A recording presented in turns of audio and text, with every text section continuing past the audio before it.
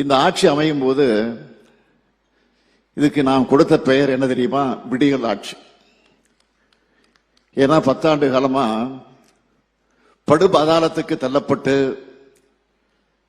தன்மானம் இல்லாத கூட்டத்தால தரையில ஊர்ந்து கிடந்த தமிழ்நாட்டை தட்டி எழுப்பி தமிழ்நாட்டுக்கும் தமிழருக்கும் விடியலை கொடுக்கணும்னு உறுதியேற்று அதுக்கு விடியல் ஆட்சின்னு பெயரிட்டோம். நான் ரொம்ப கான்பிடென்டா ஏன் சேலஞ்ச் பண்ணியே சொல்லுவேன், இன்னைக்கு தமிழ்நாட்டை பல மடங்கு முன்னேற்றி இருக்கோம். ஒவ்வொரு குடும்பத்திலையும் விடியலை ஏற்படுத்தி வெளிச்சம் பாய்ச்சி இருக்கும், இது உறுதி. இந்த 4 ஆண்டுகள்ல ஏராளமான திட்டங்களை செயல்படுத்தி இருக்கோம். சரி, நீங்க கேட்குற கேள்வி சரியான கேள்விதான். அவரை வெளிப்படுத்தின கருத்து நீங்க கேட்டுக்கிறீங்க. 10 ஆண்டுல சேலம் மாவட்டத்தை எடுத்து நீங்க மற்ற பகுதியில் கூட உங்களுக்கு தெரியாது, தெரிஞ்சிருக்கும், தெரியாது இருக்கலாம், அது வேற விஷயம். நீங்க கூட நண்பர்கள் உங்களுக்கு என்ன வேணுமா எல்லா இடத்துக்கும் தொடர்பு இருக்குது சொல்லுங்க. சேலம் மாவட்டத்தை பொறுத்த மட்டில் எடுத்துக்கோங்க. அனைத்து இந்திய அண்ணா திராவிட முன்னேற்ற கழக ஆட்சி இருக்கின்ற பொழுது சேலத்திற்கு எத்தனை திட்டங்களை நாங்கள் கொண்டு வந்தோம். அதனால் மக்கள் எந்த அளவுக்கு நன்மை பெற்றார்கள். திராவிட முன்னேற்ற கழகம் 4 ஆண்டு காலம் ஆட்சி வந்திருக்குது. என்ன திட்டத்தை கொண்டு வந்தார்கள், அதனால் மக்கள் என்ன பயன்பெற்றார்கள் சொல்லுங்க பார்க்கலாம். அழகான சென்னை நம்முடைய சேலம் மாநகரம் வளர்ந்து வருகின்ற அந்த மாநகரத்தில் போக்குவரத்து நெரிசல் குறைப்பதற்காக எங்கெங்கெல்லாம் மக்கள் பொதுமக்கள் கோரிக்கை வச்சாங்க பாலம் கட்ட வேண்டும் என்று அங்கெல்லாம் பாலத்தை கட்டி கொடுத்தோம். குடிநீர் நீர் தேவையை உறுதி செஞ்சு கொடுத்தோம். பாதாள சாக்கடை திட்டத்தை நிறுவனத்தோம். இன்றைக்கு கனமழை காத்தடிக்கின்ற பொழுது மின்தடை ஏற்படும். அந்த மின்தடை ஏற்படாமல் அந்த பூமிக்கு அடியில் அந்த மின்பாதை அமைச்சு கொடுத்தோம். சேலம் மாநகரத்தில் இருக்கின்ற சாலைகள்லாம் புதுச்சு கொடுத்தோம். பார்க்குகள் அமைச்சு கொடுத்தோம்.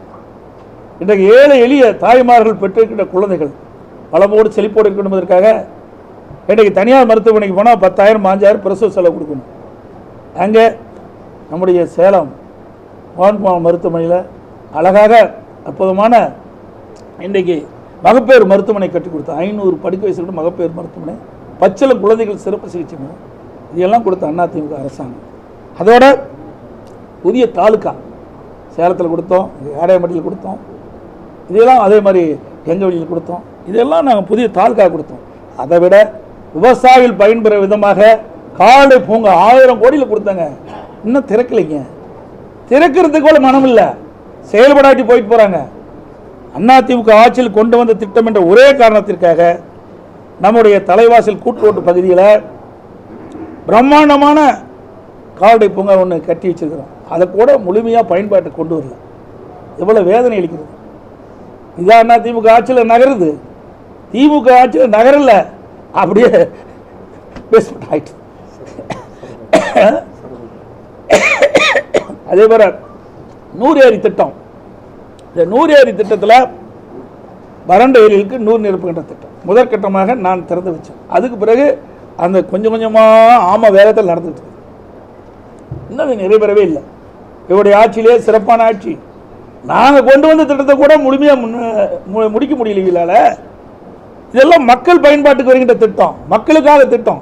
அதை கூட அரசியல் காழ்ப்புணர்ச்சியின் காரணமாக அதிமுக ஆட்சி கொண்டு வந்த திட்டம் என்ற ஒரே காரணத்திற்காக திட்டத்தில் முடக்கி வச்சிருக்கிறாங்க. இதெல்லாம் மக்கள் பார்த்துட்டு இருக்கிறாங்க. இப்படி ஏராளமான திட்டங்களை நம்முடைய சேலம் மாநகரத்தில் முடித்திருக்கிறோம்.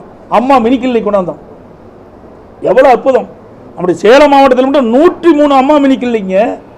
அத்தனையும் கிராமம் நகரத்தில் மக்கள், ஏழை மக்கள் அதிகமாக வசிக்கின்ற பகுதியை தேர்ந்தெடுத்து அங்கே இந்த அம்மா மினி கிளினிக் ஏற்படுத்துது. அது என்ன அரசியல் காழ்ப்புணர்ச்சியின் காரணமாக போனீங்க? எங்க செஞ்சாங்க சொல்லுங்க. சேலம் மாவட்டத்தில் என்ன ஒரு சிறப்பான திட்டத்தை கொண்டு வந்தாங்க? எதுவுமே இல்லையே. கூட்டுக்குடி திட்டம் நிறைய நாங்கள் செயல்படுத்தி கொடுத்தோம். இன்றைக்கு நங்கவெளி மேச்சேரி கூட்டுக்குடி திட்டத்தை கொடுத்தோம். அதே போல இன்னைக்கு ராசிபுரம் கூட்டுக்குடி திட்டம் எங்களுடைய நெடுங்குளத்திலிருந்து எடுத்துட்டு போகுது. அதே போல இளம்பலை கூட்டுக்குடி திட்டம், பல கூட்டுக்குடி திட்டத்தை கொண்டு வந்து நிறைவேற்றி கொடுத்துக்கிறோம். இப்படி மக்களுக்கு தேவையான அடிப்படை வசதி முழுவதையும் அதிமுக ஆட்சி நிறைவேற்றப்பட்டது. திராவிட முன்னேற்ற கழக ஆட்சிக்கு வந்த பிறகு என்ன ஒரு பெரிய திட்டத்தை கொண்டாந்த தமிழகத்துக்கு சொல்லுங்க பார்க்கலாம். 5 லட்சம் கோடி கடனை வாங்கியிருக்கிறீங்க. இன்றைக்கு 73 ஆண்டு காலம் தமிழகத்திலே பல்வேறு கட்சிகள் ஆட்சி செய்தன. அந்த 73 ஆண்டு காலத்தில் வெறும் 5,18,000 கோடி தான் கடன்.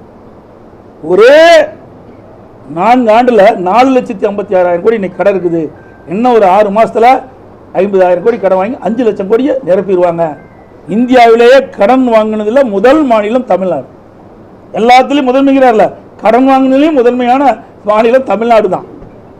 அப்புறம் சொல்றார் பொருளாதார நிதியை அதிகமாக எடுத்துக்கணும். கடனை வாங்கி செலவு செய்யறதுல யார் தான் வந்து சக்சஸ் பண்ண முடியாது. கடன் வாங்கி செய்வது அது சாதனை கிடையாதுங்க. நம்முடைய வருவாயை அதிகரித்து அதன் மூலமாக சாதனை படித்தா தான் ஒரு அரசாங்கத்துடைய சாதனை. கடனை 5 லட்சம் கோடி 4.5 லட்சம் கோடி கடனை வாங்கிட்டு நான் அது உயர்ந்துட்டு இது உயர்ந்துட்டு சொன்னா இந்த கடனை யார் கட்டுறது?